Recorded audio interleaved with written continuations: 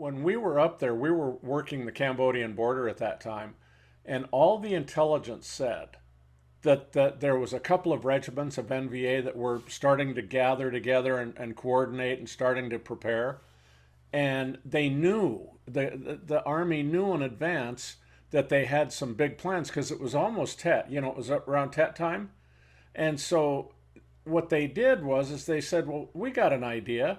Let's put a real quickly made fire support base with two 105 artillery pieces right there as close to the Cambodian border as we think we can be and see if we can get them to run over the top of us. The Army didn't say to themselves, we want to get all of our guys killed. What they thought was is that they could have all of the resources ready. They could have Spooky, that plane in the sky, that had Gatling guns that could fire hundreds of thousands of rounds. They had artillery. They had Cobras. They had all kinds of support, right, that they thought they had ready. Well, unfortunately, the Army didn't prepare for the fact that on February 23rd, when they overran Diamond, they were also attacking other fire support bases. And so the resources got split. And so we didn't have the resources on call that they thought they had. So see, there was a grand plan that went to hell. For the second platoon, the platoon I was in, we were split. Some of us went out on an ambush patrol that night, and the rest of us stayed in the fire support base.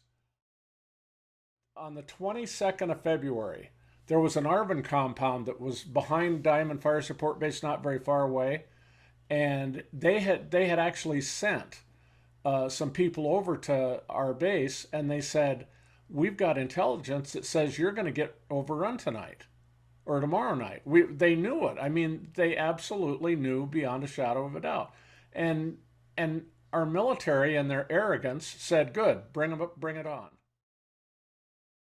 So out on the ambush patrol that night, we were about a click, away in this. There was a kind of a hedgerow complex, and we were in there facing Cambodia, and all of a sudden we got word from the base. There was a guy in the tower. Sergeant Glover was in the tower, and he had a crew serve starlight scope. And he got on the phone to our lieutenant, and he said, "Hey, I see a line of NVA coming from the border, and they're coming right towards you." And he says, "I can't count the numbers. There's too many of them." He says, "There's a line of them. I can't see the end of the line." And he says, "You guys got to get out of there. You have to run and go hide someplace." And we made the decision that night that the people coming towards us was probably a weapons company, which it turned out to be. They had rockets, mortars, and so forth and so on. And we made the decision that we knew exactly what they were going to do. They were going to go ahead and hit the base with rockets and mortars, and then right underneath that comes the human wave. There was only like 18 of us that night on the ambush patrol, and it was estimated that there was 300 NVA in that weapons company that was coming across the border towards us. Now, having said that, more than half of those were civilians that they had forced to carry ammo and rockets and mortars and the tubes and the base plates and all that stuff. So more than half, maybe 60%, didn't have any weapons. They were just mules. Basically they just were used to haul the gear and the ammo and so forth. So they weren't trained NVA soldiers. Having 100 trained NVA soldiers against 18 of us is not a very good situation. So we decided that what we would do is we would pull back away from we were facing them. They would have walked right into us. We pulled to the rear of that little complex there, and we waited for them to come in. And of course they did, and all of a sudden they started setting up all their rockets and mortars and all this and that and the other. And it took probably about a half an hour for them to get set up. And we made the decision that when they fired the first rocket or mortar, we would open up on them. It was surreal to see that many people milling around in front of you, and they had no idea we were there. You know, they were smoking and joking and laughing, and I mean, you'd have thought they were out there on a picnic, right? The minute that they touched off the first rocket, of course, we opened up, and within the first, I don't know, couple of minutes, maybe 60 seconds, we were just opening up with everything we had. And they were so confused that they were literally running around in circles. And most of the ones running around were those civilians that I was telling you about. They didn't have any weapons to shoot with or anything. And they ended up diving through the bamboo hedgerows trying to get out of there. And within about 3 minutes, the NVA figured out where we were, and then they started returning fire on us. And of course, we took a casualty and some wounded and so forth. And we, you know what, we were so overwhelmed, there was no way. So Sergeant Marquez said, we gotta retreat, you know, so get up, and we grabbed the guys, and we just turned around and we just started leaving as quickly as we could. Now, the NVA were very good. They were good soldiers. You know, anybody that says the NVA didn't have their stuff together never fought against them. And they immediately put together a squad size unit and tried to flank us. And they literally were running. We were running this way and they were running with us.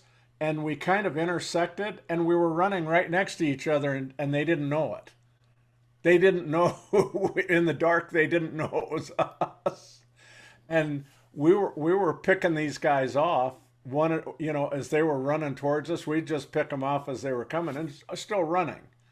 And then we've got probably about, I don't know, I'm going to say 300 yards, maybe, no, 100 yard, maybe, a football field, 100 yards. And out in the middle of nowhere, there was this berm. There was a square berm, like a rice paddy dike. And it didn't even belong there. I don't know why it was there. You can think whatever you want. You know, some guys said it was a miracle. I don't know. But anyway, it gave us that opportunity to get behind it and have a little protection. And so we then engaged. Now, of course, the rockets and the mortars are just flying. You know, they're and the fire support base. You can hear the rockets hitting the fire support base and so forth. And now we've got our hands full. We had our Kit Carson scout with us that night, Pete. And as the NVA were trying to figure out how to engage us, they pulled a 51 caliber machine gun around the side of the hedgerow. It was one of those on wheels, a big 51 on wheels. Yeah. And when they started shooting that, the 51 caliber will go through earth. In other words, it'll go through like 2 or 3 feet of earth. And that's exactly what started happening. And so as they were shooting at us, the berm that we were behind started to come apart, if you will. And most of us thought, most of us were saying, nice knowing you. Yeah, I mean, really, at that point, there was really no hope. We had a guy wounded. Our RTO, all the guys didn't get to the berm at the same time. Some were behind us. And then when the shooting started, they got down and they were crawling, on the ground so they wouldn't get shot. And our RTO put his weapon over the berm and started shooting, and he shot one of our guys across the kidneys. And so we had to go out and get him and bring him in. And amazingly, all we could do for him is stuff a towel in his, in the back where he was wounded. And amazingly, he actually survived. He lived through the night until the morning we got him on a medevac. Before we went out on the ambush patrol that night, there was a brand new guy that had only been in the platoon for a day or two. And Steinhabel was his name. And when he found out he was going with us out on the ambush patrol, he actually started crying. And he said, I've got a bad feeling. He says, I just know if I go out there, he says, I'm going to get killed. And so Bobby Connell, who was supposed to stay in the fire support base that night, said, hey, I'll trade with him. And Bobby was an M79 grenade launcher guy. He carried our grenade launcher. And so Bobby's out there with us instead of Steinhagel, right? And so all of a sudden, Bobby just stands up right in the middle of the firefight and takes aim and pops a grenade, and it hits the 51. And it disables the 51 and kills the operator. So now the 51's out of play. So now we actually have a little hope, right? I mean, now we figure we might actually have something. And then our Kit Carson scout took his fatigues off, and he was just down to his black underwear, you know. And he jumped from behind the berm, and he went out there, and he picked up an AK from one of the dead guys out in front of us, and he started calling them over in Vietnamese. And as they would run towards him, he'd shoot them. Amazing. I mean, it was just absolutely amazing. And then he was telling them in Vietnamese, they're all dead. All the GIs are dead, so don't bother coming over here, you know, basically is what he was telling them. And so we survived. The feelings that we all had, the people that survived that, there was only 8 of us that actually walked back into the fire support base that next morning. And we were all in shock. I mean, there's no way to describe what, the adrenaline was just, I mean, we were all just so, it was almost, we were sweating adrenaline, right? And when you come off of that, it's like you hit bottom. So we're all jacked up, and now we're all depressed, and we're coming back in, and we're wondering, you know, how did they make out in the fire support base, and all this, and that, and the other. And when we got back, when we could see the fire support base where the wire was and so forth, we noticed that the corner where our bunkers were, the 2nd platoon bunkers, we had 3 of them on the perimeter that we were responsible for. They weren't there, and we thought we were disoriented. We thought maybe we were coming in on a different corner or something. And when we got in there, we said, there was a sergeant there, and we said, well, where's the 2nd platoon bunkers? And he said, well, they were right here. What do you mean they were right here? He said, well, they're all gone. They're blown up. He said the NVA came in and satchel charged all of them. And I said, well, where's our guys? And he said, he pointed over there, he says, underneath all those ponchos over there. And we couldn't believe it. I personally said, there's no way. I verbally said that. I said, there's no way that's our guys.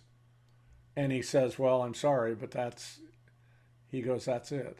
And so